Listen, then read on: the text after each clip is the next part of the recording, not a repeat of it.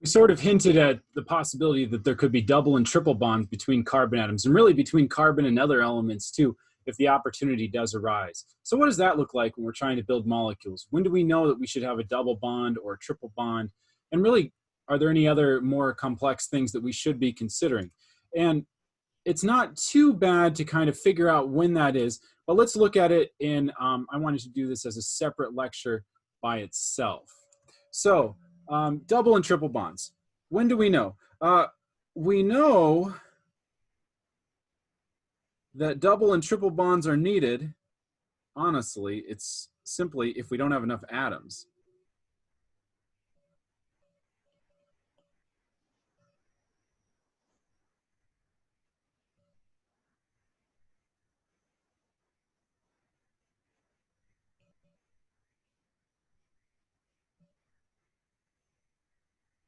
And by atoms, I really mean H atoms, because those are the things that we, if we take my approach anyway, those are the last things that we attach to our molecules. So if we don't have enough atoms, really H atoms, we need to include double bonds and triple bonds. And this starts to get at the definition of double bonds and triple bonds. Those are often called sites of unsaturation. And we'll see that unsaturation means we haven't saturated or fully filled up our molecules with hydrogen atoms. So looking at an example, let's just pick on C2H6. No. 6 was what we did last time. I'm doing this intentionally, sorry. Maybe red's a better color. 6 was what we did last time. Let's pick on 4 this time. So we're going to cross out 2 hydrogens from our molecule so that we only have C2H4. Using the same approach that we did last time, we're going to first connect the Lewis dots of our carbon atoms to reveal a carbon-carbon bond with 6 open sites. And then we can attach our hydrogen atoms to the molecule. Now what we notice is that if we only have 4 hydrogen atoms, we still have 2 open sites. That's kind of an uh-oh situation. We don't have enough H atoms. And so what we need to do is we need to rearrange the H atoms. It's kind of a step. Rearrange the H atoms that we do have so that open sites, and I like to use the term open site as kind of a site on an atom that only has 1 electron. It's available and open and ready and willing to accept a covalent bond by accepting an unshared electron from a separate atom. Okay, so we want to, so that we have open sites on adjacent, there's no way I spelled that right, adjacent atoms. So on atoms that are neighboring each other. Those are the atoms that we want to have adjacent, neighboring atoms. Those are the atoms that we want to have open sites. Not the same atom, but rather neighboring atoms. Okay, so the issue that we have right now is in our current Lewis dot structure, just redrawing it for you all on this side, we've got 2 open sites, and we need those 2 open sites to be on consistency, neighboring atoms. Right now they're at the same position. Same atom. So what I'm saying is, let's move 1. Move 1. Okay, so how do we move open sites? We don't really move open sites. We really move H atoms. And we want to move an H atom on a carbon atom that is already full, usually one that's full of hydrogen atoms. So what I'm going to do is I'm going to pick this hydrogen atom up and plop it over maybe here. It could be on either site, as we'll see. But if it goes on this site to the furthest right, we'll have open sites on adjacent atoms right next to each other. So this next step is kind of a make sure step. Make sure the open sites are on atoms next to each other.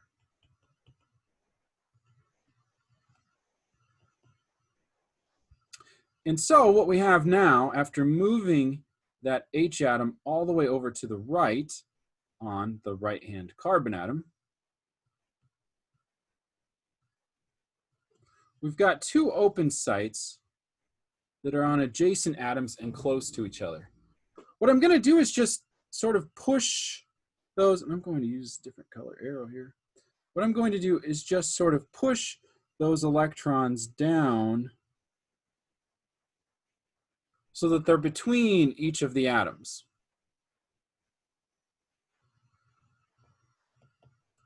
So we're going to redraw the structure by moving the unshared electrons on neighboring atoms.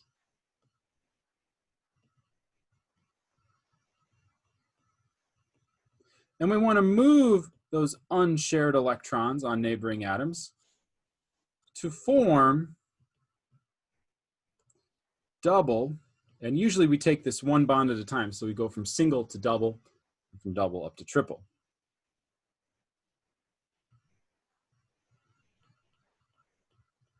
Okay, so what that looks like now is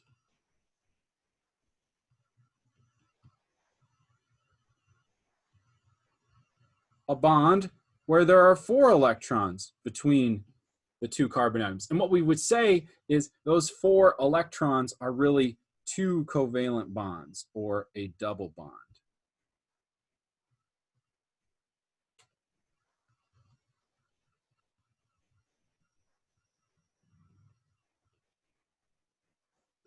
And if we have a Lewis dot structure, we could draw a Kekulé structure as well.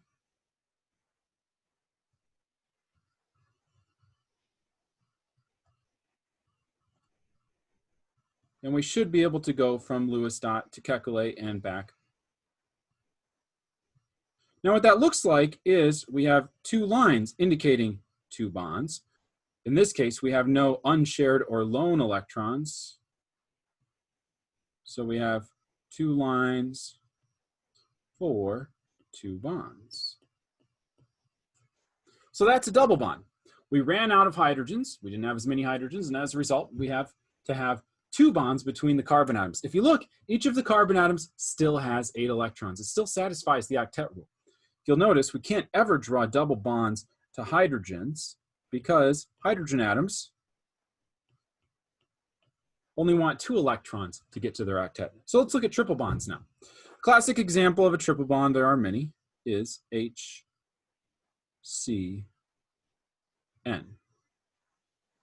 So I've drawn most of the Kekulé structure. I shouldn't forget my lone pair of electrons on my nitrogen atom. So how would we get there? Well, what I would say is I would say provide a structure for a molecule that has only carbon, hydrogen, and nitrogen. Or maybe I would just write HCN. That would actually be a little bit of a guiding eye for us. So the players' pieces in this game,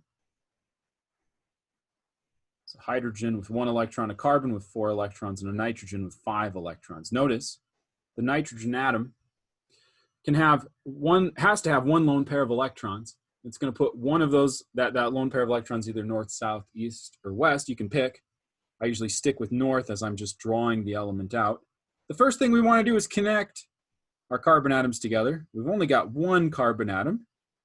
So we'll move right on to the second recommended step, which is to connect carbon with our non-bonding, or excuse me, our non-carbon hydrogen bonds, atoms. Okay. This is a tricky case because now we have to add hydrogen. We've got 1 of 5 sites that we want to add hydrogen. And we could add it really to any, but we do have to put ourselves in a position so that if we don't have enough sites filled, and right, we have 5 open sites in this molecule, if you count them.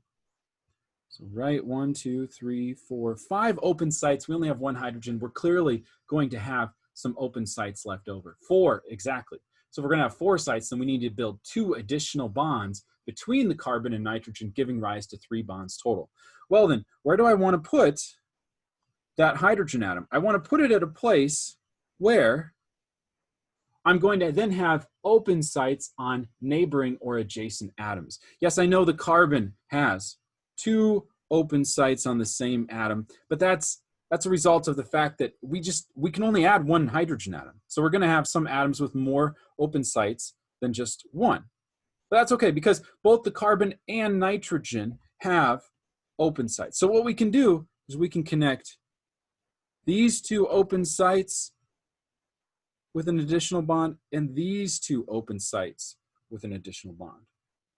Okay, so we're going to have 2 additional bonds between carbon and nitrogen, giving rise to 3 total. What I want to do is redraw this a little bit so that my open sites are arranged in such a way that we could see how the second and third bond would form. That is, I'm going to put electrons on the top and bottom of each of my carbon and nitrogen elements.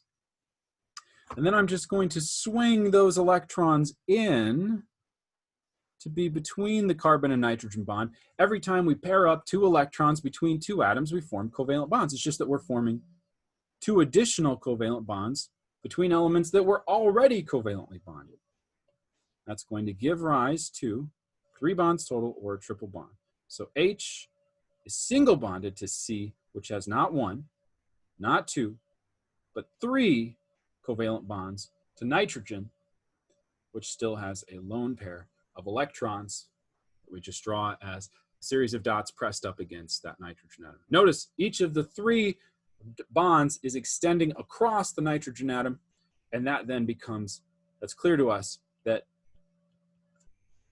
we have bonds between those carbon nitrogen, 3 of them exactly, and that's our Lewis dot structure. And as we convert that to a Kekulé, I've provided that answer up above.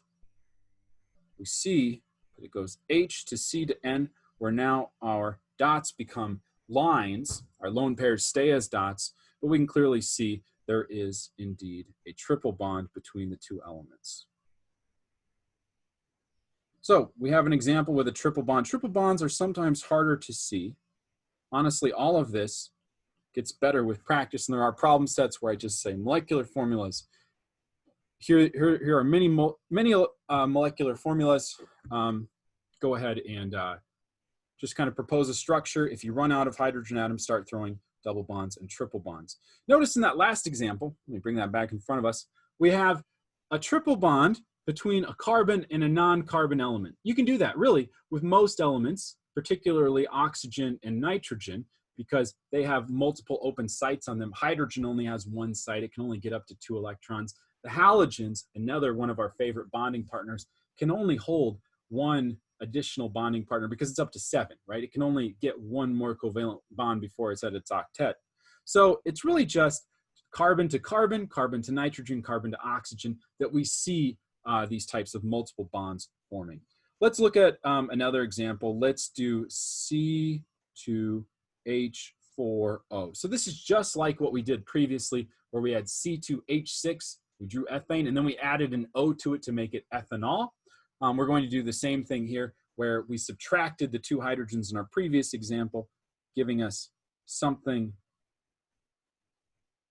like this. Oh, let's make sure we do this correctly.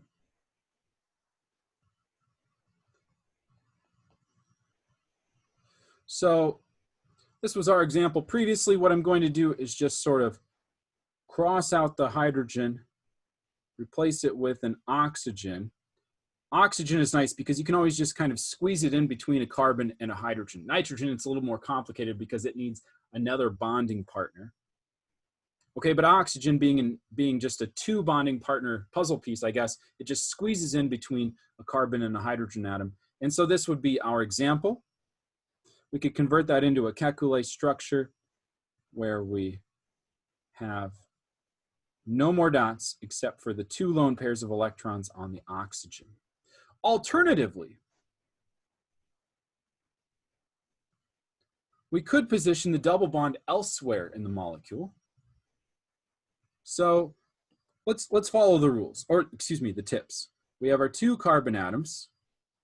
Let's go ahead and bond them with each other. Carbon likes to bond to carbon. And then we're going to put oxygen over here. And now we will add hydrogen atoms. I'm going to add hydrogen atoms like this. I'm going to go here, here. Okay, so I've added my 4 hydrogen atoms, and now I have open sites on adjacent atoms, but this time instead of it being carbon and carbon, it's carbon and oxygen. So I'm going to do some rearranging so that those electrons are in suggestive sort of proximity with each other so that we can see where a double bond might form. I'm just flipping the position of the lone pair and the unshared electron that's ready for bonding.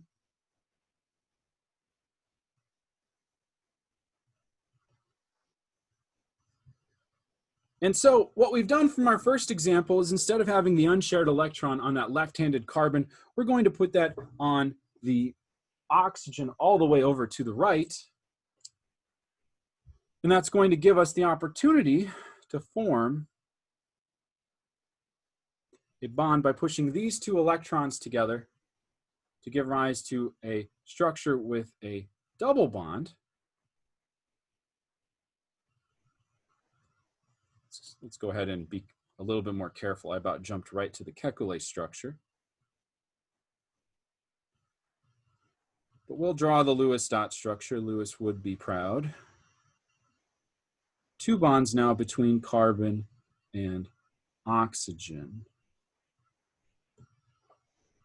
Okay, now if we convert that into the Kekulé structure, that would look like this. Now, interestingly, this molecule is acid aldehyde. It's the metabolic oxidation product of ethanol. It's actually the hangover drug. Consuming or having some small concentration of this will lead to headaches, nausea, dehydration, fatigue, light sensitivity, all those sorts of symptoms associated with hangovers. So our body, if it could clear it out faster, you'd never have hangovers, but it clears it out quite slowly. Okay, anyway, so that's one possibility. We've shuttled that open site from the carbon atom on the left to the oxygen atom on the right, allowing us to make a double bond between carbon and oxygen. But there's another approach. We could have rings, okay, where we have open sites at the ends of molecules. We'll talk a lot about these in future lectures, but for now, I'm just going to show you one example. What if we had a case where the oxygen atom on the right and the carbon atom on the left had open sites. Now you might say, well, let's just make it easy on ourselves, move the open sites so that they're on neighboring atoms. And that's great. You know, that's following my advice, but I just want us to realize that one thing that we could do is we could sort of connect 2 electrons in a covalent bond that are on opposite sides of the molecule, kind of string them together, tie them together to give rise to a ring. Now this time we would have a ring that could be, let's again draw dots. We can have a ring where our 3 atoms in the ring form a 3-sided shape, simply a triangle. Every atom has an octet. It just looks a little weird because one end of the molecule is tied to the other end of the molecule because we didn't have enough hydrogens at the outset. And this would then look like CCO